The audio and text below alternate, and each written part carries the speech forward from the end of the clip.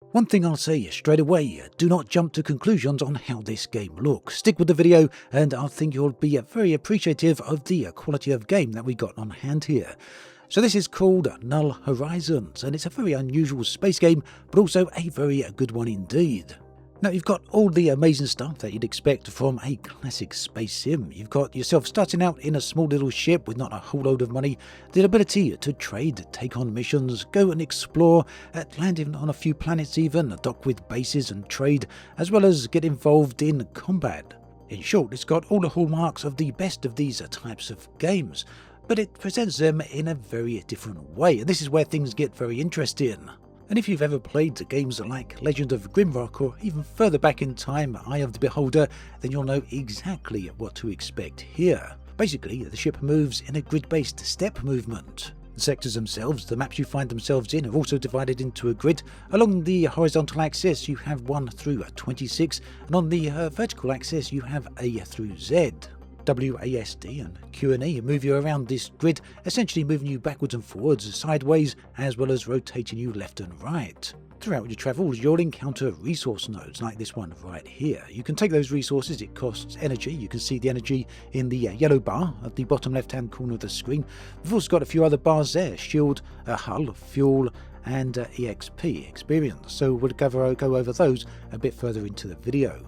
Now, resources themselves serve a variety of different purposes. Firstly, they can be used to trade, so you can go to a planet or you can go to a space station, even meet up with other people in space, and you can sell these for a profit. They can also be used, the resources, for ship upgrades, as well as component crafting, and of course some of these will be needed for fuel maintenance and fleet survival, because yes, you can also have multiple ships in this game.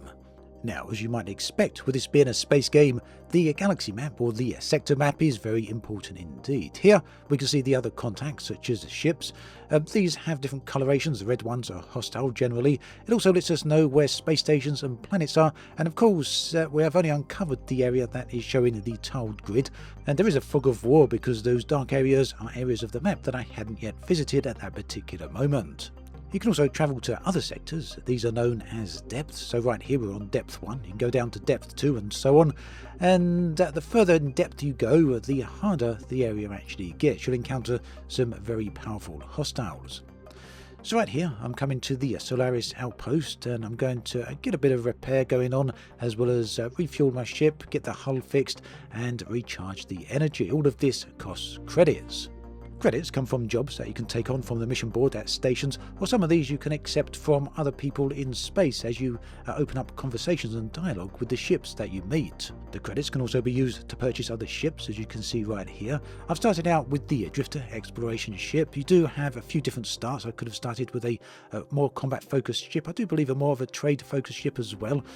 I chose to go the exploration route. You can see there that the station also has resources to trade, and we'll come back to that in just a moment.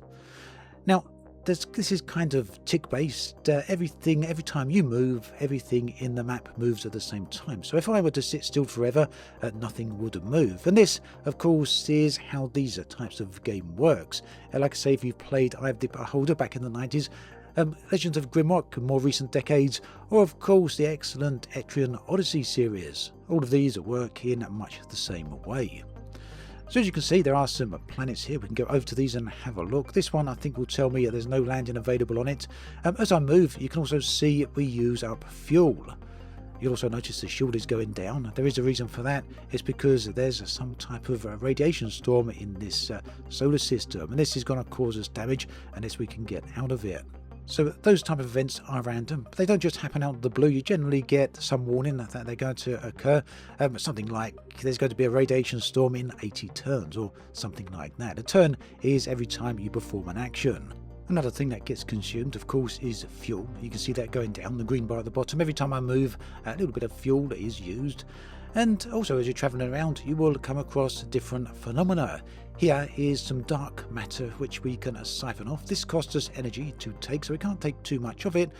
But you will find when we actually trade that, you'll get quite a bit of money from it. Meanwhile, here's a contractor. We can take some contracts from them, we can trade with them, and of course, if you're feeling like it, you can engage them as well and be a bit of a pirate yourself. You can pretty much do absolutely anything you want in this game. There's no fixed path. There is a story that you can follow, but it is very much an open world game.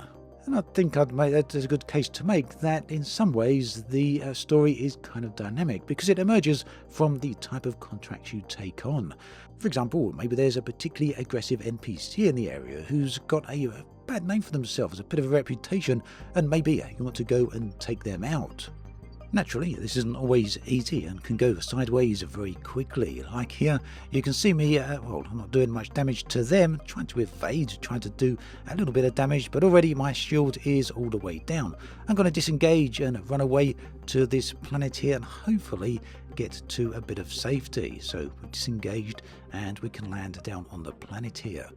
Unfortunately for me, this is going to cost me a fair whack of money to get all repaired up and everything, and I'm now all the way down on credits. We've got 191 left. Going to sell a few things to pick those credits up a bit. We're now at a little over 300 credits, and let's see what jobs are available on the contracts board once we've got the ship all fixed up, or at least as far fixed up as we can get. So a couple of contracts there, both tier 1, not too bad in terms of earnings. So I'm going to take on, one of these. I think that guy was the guy that just knocked the crap out of me, wasn't it? But you never know, maybe I'll be able to deal with him in the future. So we're departing the planet here, back up in space again, and we're going to track some of the different missions we've got available. Meanwhile, in case you're wondering how you travel from sector to sector, you do need a special type of fuel for that. We've got a warp cell here. These are not exactly cheap in the early part of the game, although I guess that as time goes on, they won't be quite so expensive as you'll be earning a lot more credits. At any rate, you pick up a warp cell that's transferred into my cargo. You can see that over on the left.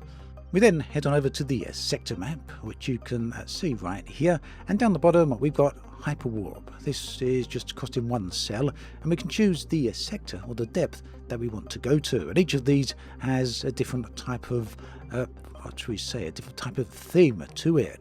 And this will very much determine the type of experience that you have when in that sector. So an asteroid field, a load of resources to gather there. We've got a standard system which is wealthy, and then another system which is in not such a great way. So there we have it, a very brief look at this relatively new game. It's been out less than a month at this point, called Null Horizon. I'll put the link in the video description below in case you want to check it out.